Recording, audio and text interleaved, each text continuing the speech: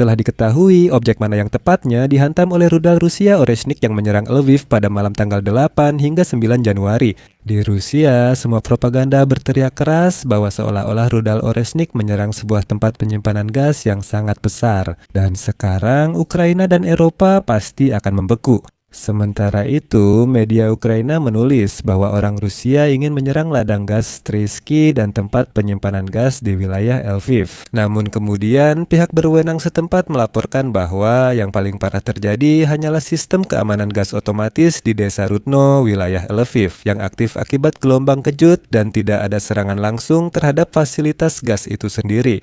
Pada saat yang sama, Presiden Ukraina Volodymyr Zelensky menyatakan bahwa rudal Oreshnik menyerang wilayah di dekat perbatasan dengan Uni Eropa. Di Uni Eropa sudah dinyatakan bahwa Putin ingin mengirimkan sinyal ke Barat.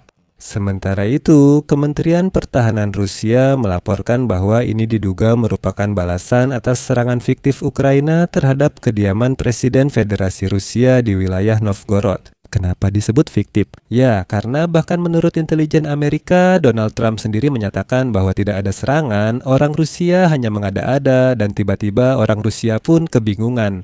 Bahkan Kementerian Pertahanan Federasi Rusia sendiri menyatakan bahwa target Oreshnik adalah, kutip, fasilitas produksi pesawat tanpa awak yang digunakan dalam serangan teroris terhadap kediaman di Alday itu, serta infrastruktur energi yang mendukung operasional kompleks industri militer Ukraina. Dan tidak ada sepatah kata pun tentang penyimpanan gas, sementara orang-orang Rusia termasuk di kolom komentar di bawah video saya sudah habis-habisan membuktikan bahwa mereka telah menghancurkan pagar penyimpanan gas raksasa itu. Jadi, apa yang sebenarnya terjadi dan rudal itu mengenai atau tidak Oreshnik? Mari kita bahas bersama. Nama saya Alexei Peci. Mari kita bahas topik ini bersama-sama, tapi sebelum kita mulai, saya minta kalian untuk subscribe ke channel ini, beri like, dan tulis komentar apa saja di bawah video ini. Itu sangat membantu perkembangan konten YouTube, saya sangat berterima kasih untuk itu. Selain itu, jangan lupa subscribe ke channel Telegram saya Peci News, linknya ada di deskripsi video ini. Di sana kami mempublikasikan berita-berita terbaru begitu kami menerimanya.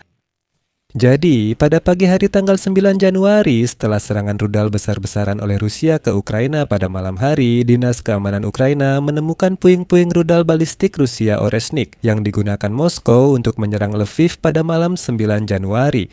SBU telah merilis foto-foto potongan senjata yang merusak infrastruktur sipil setelah menempuh jarak hampir 1.600 km. Menurut SBU, foto di lokasi kejadian menunjukkan blok stabilisasi dan pemandu rudal. Artinya, itu pada dasarnya adalah otak, senjata, bagian mesin, mekanisme orientasi, dan nosel blok pemisahan. Artinya, mekanisme yang mengarahkan hulu ledak ke berbagai target, yaitu memisahkan mereka agar tidak menghantam satu titik yang sama. Diketahui bahwa rudal balistik kelas permukaan ke permukaan diluncurkan dari lapangan tembak Kapustin Yar di wilayah Astrakhan, Rusia, dan lembaga tersebut, yaitu SBU merilis 8 foto puing-puing rudal Oreshnik. Pada akhirnya, rudal Rusia Oreshnik yang menyerang fasilitas di dekat Lviv menimbulkan gelombang rumor tentang kerusakan pada sistem gas. Dan orang-orang Rusia bahkan mulai berteriak dengan mulut kotor mereka. Di kolom komentar video saya, mereka mengatakan bahwa rudal Oreshnik pasti telah menghancurkan tempat penyimpanan gas terbesar di Eropa. Dan sekarang, Ukraina dan Eropa pasti akan membeku. Kalian tahu sendiri, orang Rusia sudah sekitar 15 tahun hidup dengan pikiran bahwa tanpa gas mereka, Eropa akan membeku, tapi nyatanya tidak. Sekarang mereka membuat cerita baru bahwa Oreshnik menghancurkan penyimpanan gas, dan sekarang orang Eropa dan Ukraina pasti akan membeku. Jadi, apa yang diketahui tentang target serangan itu? Komando Barat Angkatan Udara Angkatan Bersenjata Ukraina menyatakan bahwa pada 8 Januari pukul 23.47, Angkatan Darat Federasi Rusia melancarkan serangan terhadap infrastruktur kota Lviv menggunakan rudal balistik. Kemudian muncul laporan bahwa target udara bergerak dengan lintasan balistik dengan kecepatan sekitar 13.000 km per jam. Menariknya, rudal itu menghantam dekat perbatasan Eropa. Dengan begitu, Putin memeras Eropa langsung. Kementerian Pertahanan Rusia menyebut rudal ini seolah membalas serangan yang dibuat-buat pada kediaman diktator Rusia di Valdai.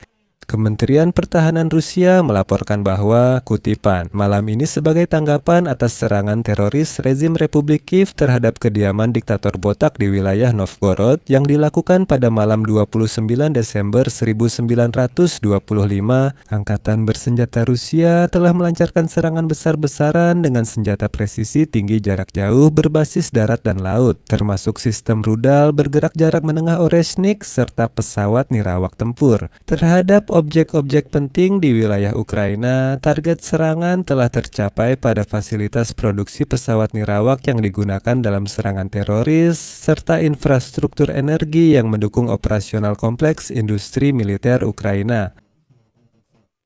Akhir kutipan. Wah, orang Rusia, di mana tempat penyimpanan gasnya? Kok tidak terdengar dari Kementerian Gerasimov bahwa mereka menyerang tempat penyimpanan gas? Bahkan ada beberapa orang Rusia di sini, coba kalian pikirkan. Ya, saya memang sudah menduga mereka bodoh, maaf kalau saya terlalu jujur, tapi tidak sebodoh itu.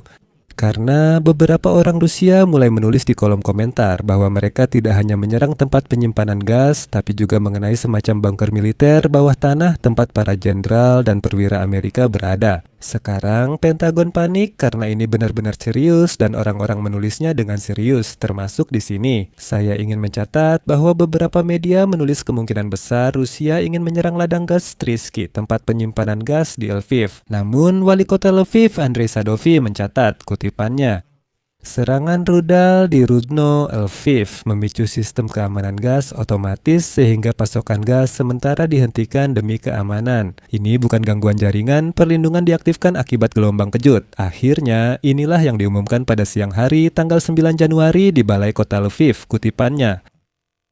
Gelombang kejut akibat serangan Oreshnik menyebabkan katup pengaman tertutup secara otomatis. Di stasiun pengatur gas di desa Rudno, warga di 4 jalan sempat beberapa jam tanpa gas. Pada siang hari tanggal 9 Januari, pasokan gas telah dipulihkan untuk semua warga desa. Itulah seluruh hasil dari serangan tersebut.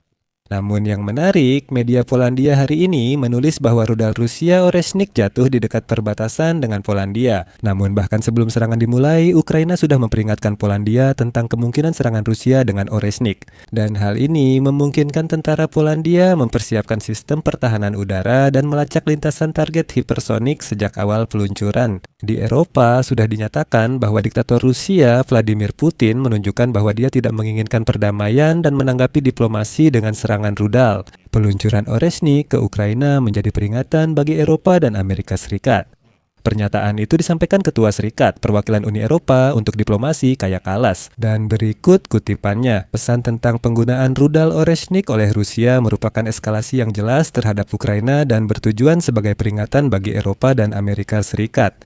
Negara-negara Uni Eropa harus lebih dalam menggali cadangan pertahanan udaranya dan segera memenuhi kewajiban mereka kepada Ukraina. Kita juga harus semakin meningkatkan harga perang ini bagi Moskow, khususnya dengan memperkuat sanksi. Dan inilah kantor berita Reuters mengumpulkan pendapat para analis barat mengenai serangan malam hari oleh Oreshnik di wilayah Lviv. Kesimpulan umumnya adalah, setelah serangkaian kegagalan politik minggu lalu, Rusia perlu menunjukkan sesuatu kepada barat dan oleh karena itu, serangan tersebut merupakan sebuah demonstrasi. Rusia tidak berniat menghancurkan apapun, hanya ingin membuat keributan dan menunjukkan siapa mereka. Para analis yang disegani sepakat bahwa serangan malam hari dengan rudal ke barat Ukraina terjadi begitu saja setelah serangkaian kegagalan Rusia.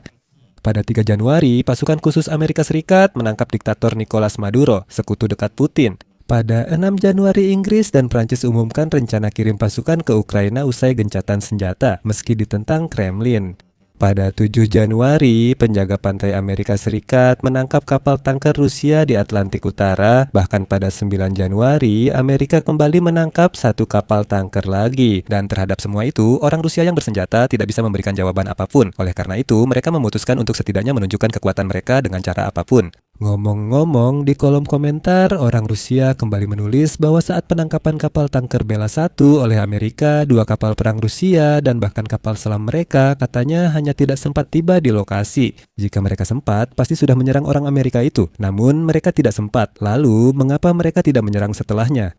Apa bedanya kapan? Kan bisa saja menyerang setelahnya. Ya, misalnya tidak sempat. Baiklah, anggap saja tidak sempat. Lalu apa yang menghalangi setelah itu? Hari ini misalnya, orang Amerika merebut satu kapal tanker lagi sekali lagi dan tidak berhasil diusir.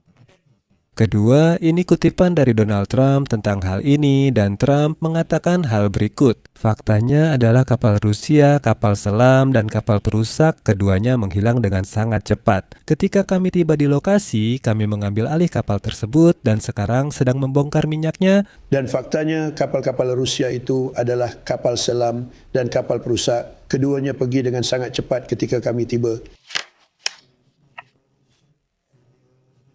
Ya.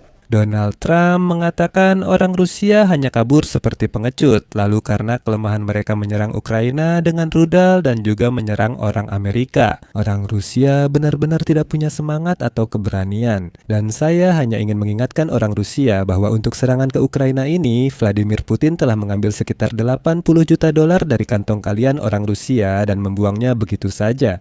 Ya, karena memang itu harga satu rudal Oresnik. Di sini saya akan berhenti sejenak.